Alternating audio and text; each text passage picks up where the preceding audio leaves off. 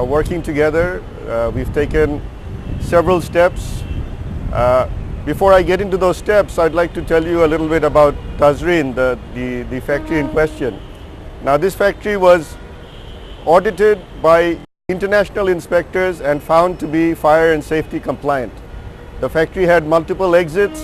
The factory had firefighting equipment. The factory had fire alarms. They conducted fire drills. But the main error was human error, because when the fire alarm went off, a lot of the supervisors told the factory workers to go back to work because it's just a fire drill or a false alarm. And by the time the smoke reached them, it was already too late. Now,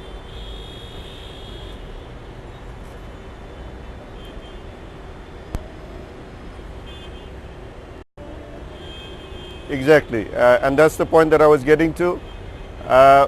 BGMEA has started a crash program of, they've started visiting all the factories and giving the training to the necessary personnel, that is the security guards, the floor supervisors, the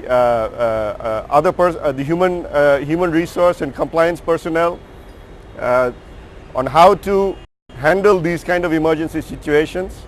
That is our short-term program, and that's a crash program we're starting with all factories right now.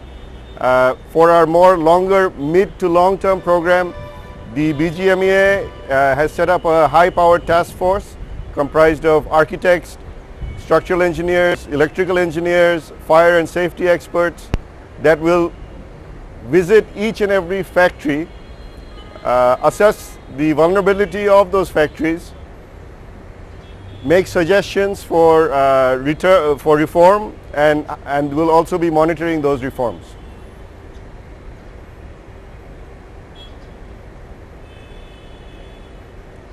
Thank you for having me.